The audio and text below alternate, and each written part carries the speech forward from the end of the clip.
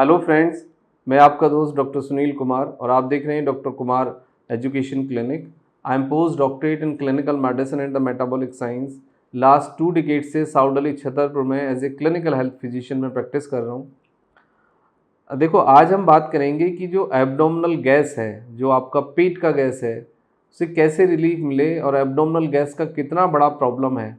आपको देखो, आपने कई बार देखा होगा कि ब्लोटिंग होती है, इंडाइजेशन आपको रहता है, बर्निंग सेंसेशन होता है, एसिड रिफ्लेक्स होता है और पेट में ना एक हैवीनेस बना रहता है और एक अजीब सी बेचैनी परेशानी आपको रहती है।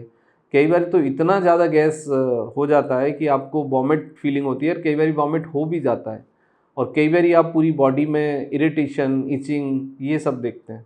तो आखिर ये क्यों होता है और इसका क्या है सही समाधान, इस पे आज हम बात करेंगे। देखो, गैस सभी को बनती है और लगभग 200 ml से 250 ml गैस हमें बनती है और इस गैस के अंदर आपका जो कंपोनेंट होते हैं वो नाइट्रोजन है, ऑक्सीजन है, मीथेन है और सल्फर कंसनट्रेटेड कुछ गैस हो सकती हैं। तो ये गैस का कॉम्बिनेशन सबको होता है और कार्बन डाइऑक्साइड भी होती है और ये गैस का जो कॉम्बिनेशन है, जब ये बिगड़ जाए ये तो तब परेशानी करता है या फिर गैस आपकी जो पैसेज है वो रास्ते में रुक जाए। अदरवाइज़ गैस बनने से कोई बहुत बड़ी प्रॉब्लम नहीं होती है और गैस का बनना, एसिड का प्रेजेंट होना हमारे डाइजेशन के लिए बहुत इम्पोर्टेंट है। अब डाइजेशन में आपके HCl के साथ साथ ना कुछ और भी चीज़ें हैं जो रोल प्ले करती हैं। तो सबसे पहले हमें एक बात समझनी है कि जब आप खाना खाते हैं तो आपको माउथ के अंदर सलेवरी ग्लैंड से सलेवा क्रिएट होता है। तो यदि आप खाने को चबाएं थोड़ी देर और जब वो लुगदी बन जाए, सॉफ्ट हो जाए, तो आप देखते हैं कि आपको खाना थोड़ा सा मीठा लगने लग जाता है। उसके बाद आता है गैस्ट्रिक जूसेस और गैस्ट्रिक जूसेस जो आपके पेट से निकलते हैं और बाइल जूसेस, और उसके बाद आता है आपका पैनक्रियाटिक एंजाइम और HCl हाइड्रोक्लोरिक एसिड। तो हमारा जो डाइजेशन का प्रोसेस है उसके लिए जो इम्पोर्टेंट कंपोनेंट हैं, जो इम्पोर्टेंट चीज़ हैं, जो इंटरनली, पहले वो जान लीजिए। सबसे पहले आपका सलेवरी ग्लैंड का एक्टिव होना, सलेवा का सिक्रीट होना, फूड के अंदर मिलना। ये तब होगा जब आप माइंडफुल ईटिंग करेंगे, खाना खाते समय केवल खाने पे फोकस करेंगे। दूसरा है आपका गैस्ट्रिक जूसेस एंड HCl, मतलब गैस्ट्रिक जूसेस और हाइड्रोक्लोरिक एसिड जिसे हम गैस कहते हैं, बाइल जूसेस।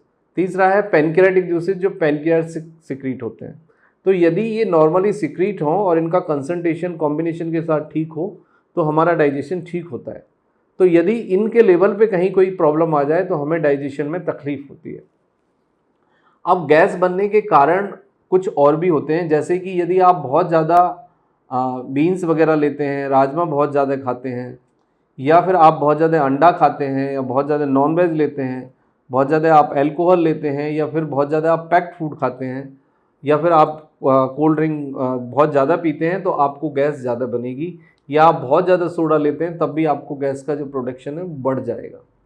अब ये कॉम्प्लिकेशंस तब और ज़्यादा बढ़ जाती हैं जब आपका फैटी लीवर होता है, या आपको ओबेसिटी होती है, या आपको कोई GI प्रॉब्लम, अल्सरेशन हो, या गैस्ट्राइटिस हो, या फिर कॉन्स्टिपेशन हो। तो आपकी ये जो गैस है इसकी और भी ज़्यादा कॉम्प्लिकेशंस हो जाते हैं। इसके पीछे दूसरे कुछ और भी कॉज हो सकते हैं, जैसे कि आपका जो GI फ्लोरा है उसका डिस्टर्ब होना, यानी गट के अंदर जो बैक्टीरिया होते हैं, बैड क्वालिटी ऑफ बैक्टीरिया का बढ़ जाना, विटामिन B12 की डेफिशिएंसी और फाइबर की डेफिशिएंसी, इसके कारण भी हमें एब्डोमिनल गैस बहुत ज़्यादा परेशान करती है और कॉम्प्लिकेशंस पैदा करती है।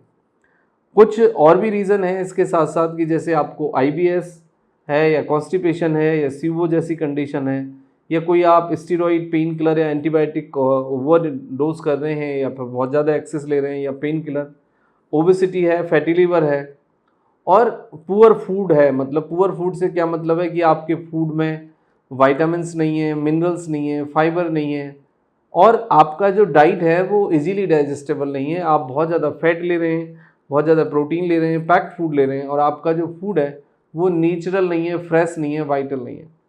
उसके बाद आता है कि आपकी स्लीप की क्वालिटी, एक्सरसाइज ना करना, एक पोस्चर में लगातार बने रहना, प्लस वाटर इनटेक, मतलब पानी कम पीना, क्योंकि लगभग 70% हमें लिक्विड डाइट चाहिए, वाटर चाहिए, क्योंकि लगभग 70%, मोर देन 70% वाटर ही है हमारे बॉडी के अंदर। फूड ऑन टाइम और माइंडफुल ईटिंग, मतलब समय से खाना खाना, खाने को समय देना, अच्छे से खाने को चबा के खाना, माइंडफुल ईटिंग करना। फिर कुछ मेडिसिन है, जो मेडिसिन्स का यूज़ है उसको लिमिटेड करिए या फिर स्टॉप कर दीजिए, या अपने फिजिशियन या अपने डॉक्टर से पूछ कर ही वो दवाई लीजिए। तो ये सब चीज़ें हैं, और रेगुलर एक्सरसाइज आपको इसमें रिलीफ देगा। लेकिन यदि आपको बहुत ज़्यादा गैस बनती है तो कुछ चीज़ें हैं जो आपको नेचुरली इससे रिलीफ पैदा करेंगी। मॉर्निंग में एम्प्टी स्टोमक आप लेमन वाटर ले लीजिए, या फिर आप एप्पल साइडर यानी विनेगर सिरका ले सकते हैं, एप्पल ले सकते हैं, पपीता ले सकते हैं। सुबह उठ के या तो आप प्लेन वाटर लें, लेमन वाटर लें, पपीता खाएं या सेब खाएं। सुबह उठ के एम्प्टी स्टोमक चाय कॉफ़ी अवॉइड करें। दूसरा, अपने खाने में प्रॉपर फाइबर वेजिटेबल्स रखें, उससे आपको मदद मिलेगी। जैसे आपका पोहा है, खिचड़ी है, दलिया है, और मतलब ओट्स मील है, हनी ओट्स आप ले सकते हैं, दैट विल वेरी हेल्पफुल।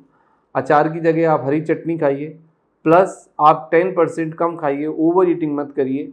और पर्सनल लेवल पे आप जो फूड का ट्रिगर है, जो आपको डाइजेशन में तकलीफ़ देता है, जो फूड आपको इंडाइजेशन पैदा करता है, उसको पहचानिए खुद से और उसको आप स्टॉप करिए। जैसे कि आपका मटन है, आपका एग है, आपका अल्कोहल है, आपका स्मोकिंग है, या फिर कुछ दालें या बीन्स हो सकती हैं, वो भी आपको तकलीफ़ दे सकती हैं, तो आप उसको अवॉइड कर सकते हैं। तो ये एक प्रॉपर वे है, एक प्रॉपर तरीका है इसको डील करने का। यदि फिर भी आपको तकलीफ़ रहती है तो आप फिजिशियन से कंसल्ट करके मॉर्निंग में एंटासिड ले सकते हैं, लाइक रेविप्राजोल, डोमपेरिडोन कैप्सूल। यदि आपको बहुत ज़्यादा ब्लोटिंग होती है और एसिड रिफ्लेक्स होता है, GERD की प्रॉब्लम है आपको।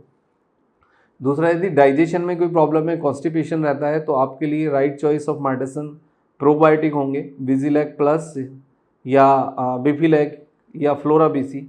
ये एक कैप्सूल डेली आप ले सकते हैं 1 से 3 महीने, ये भी आपको मदद करेगा। तीसरे नंबर पे है कि यदि आपको कॉन्स्टिपेशन रहता है तो आप कॉन्स्टिपेशन को इसबगोल से डील करिए और त्रिफला से डील करिए। यदि आपका स्टूल बहुत स्टिकी रहता है, चिपकता है, बहुत हार्ड होता है, तो डे टाइम में आप इसबगोल खाइए और रात को आप 1 चम्मच त्रिफला खाइए, और फाइबर लीजिए और एक्सरसाइज करिए। और जितना आप फाइबर लेंगे, एक्सरसाइज करेंगे, तो आपकी गट रेगुलेट होगी और आप कुछ टाइम बाद देखेंगे कि एब्डोमिनल गैस भी आपकी रिलीज़ होनी स्टार्ट हो गई है, और आपका कॉन्स्टिपेशन का लेवल भी कम हो गया और आपको भूख भी अच्छे से लगती है। तो ये कुछ नेचुरल मेथड है। और फिर भी यदि आपको प्रॉब्लम बनी रहती है तो फिर आपको एक स्पेसिफिक ट्रीटमेंट देना होगा। स्पेसिफिक ट्रीटमेंट के लिए और आपको कंसल्टेशन चाहिए तो आप हमें व्हाट्सएप मैसेज कर सकते हैं। कोई पुराना केस है, सेकंड ओपिनियन चाहिए, या फिर आपको डायग्नोसिस नहीं बनना है, प्रॉपर ट्रीटमेंट नहीं हो रहा है, तो हम कोशिश करेंगे कि आपका डायग्नोसिस बनाएं और प्रॉपर स्पेसिफिक राइट ट्रीटमेंट आपको ऑफर करें। Thank you very much and take care yourself.